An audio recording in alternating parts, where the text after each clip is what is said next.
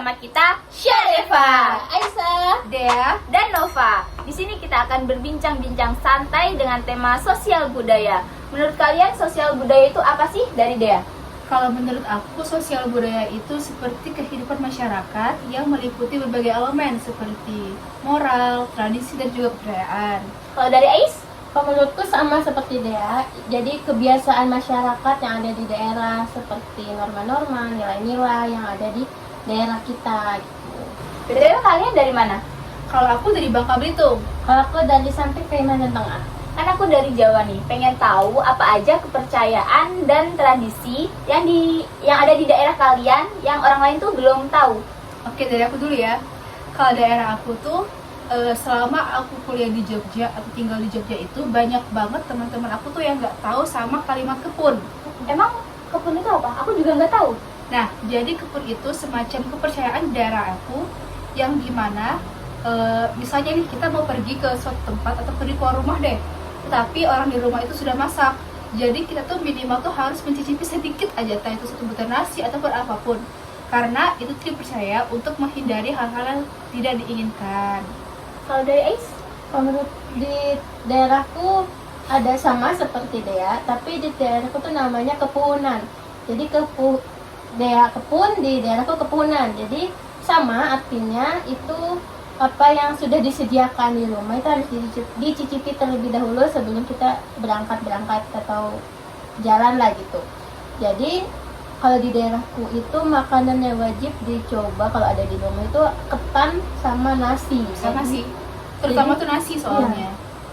Udah itu ketan, jadi ketan tuh harus dicicipi terlebih dahulu sebelum kita bepergian. Jadi kalau misalnya sudah ada di rumah tapi tidak kita cicipi, itu dibilang kalau di jalan bakal terjadi sesuatu lah yang tidak diinginkan seperti ketabrakan atau semacamnya gitu.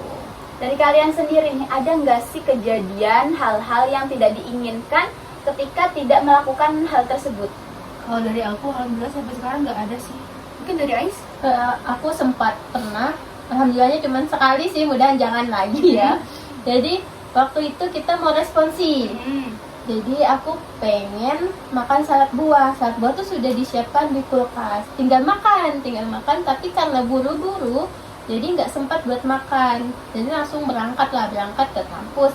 Ketika di jalan itu ketabrak sama orang. Alhamdulillahnya nggak sampai luka-luka. Jadi ya dari situ harus dipercaya ya.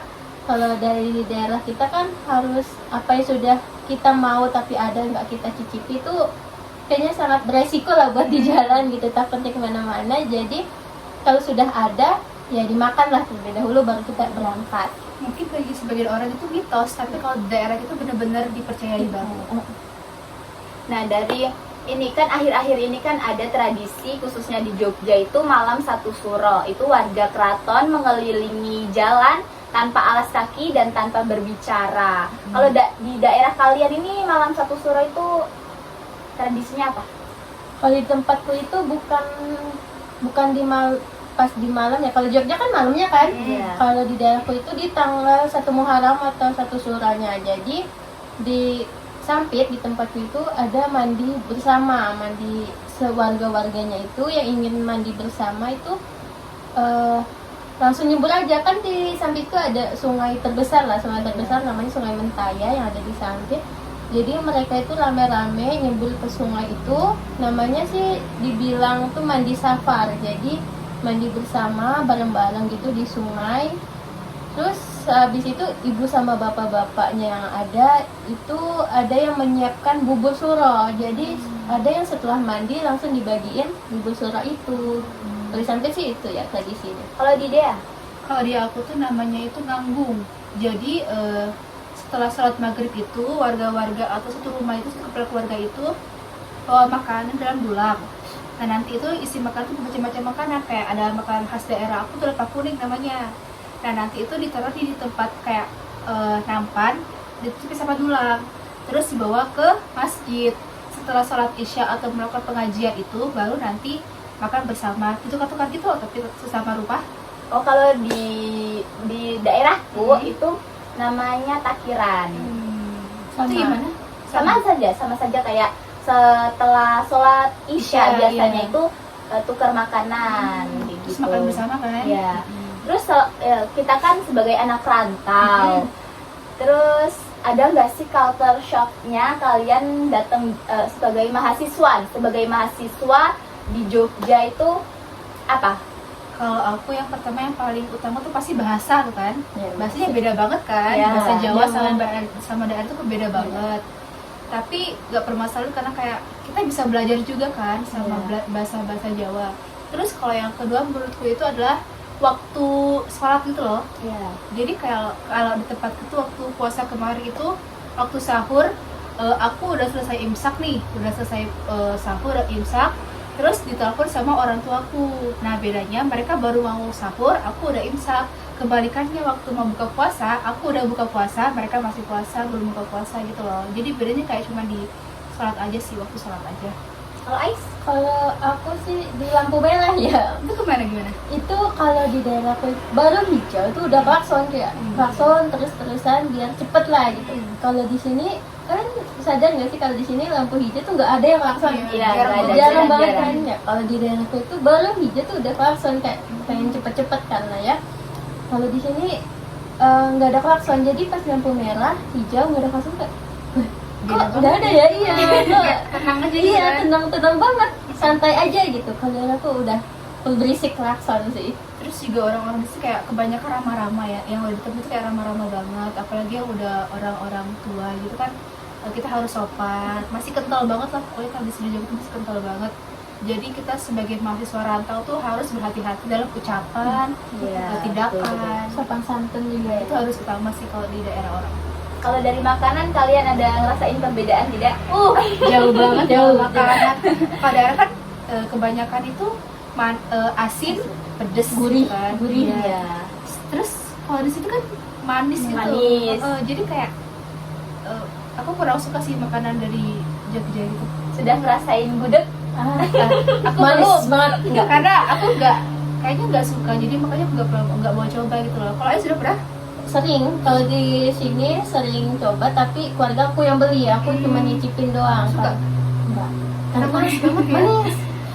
Karena manis banget tuh di daerah aku kan banyak kan pedas, gurih, asin pedas, gitu asin kan. tuh. Kalau pas udah sampai sini dicobain gudeg, enggak sih. Emang nggak cocok sama selera. Emang punya selera masing-masing gitu lah.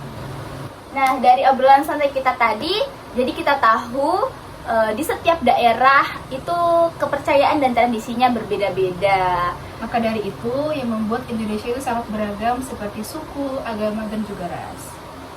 Terima kasih sudah mendengarkan dan menonton podcast santai kita. Jangan lupa like, komen, dan subscribe. Kami Syadeva, pamit undur diri. Bye-bye.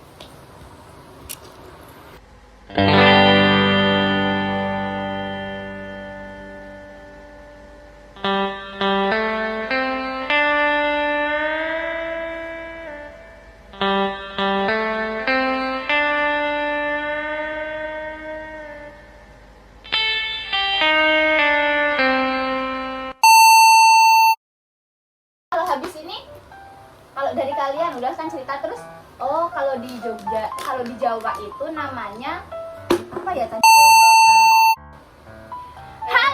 Halo, nanti aja Ais. Ayo. Halo guys, kembali lagi bersama kita Syadeva, Aisyah, Dea, Nah.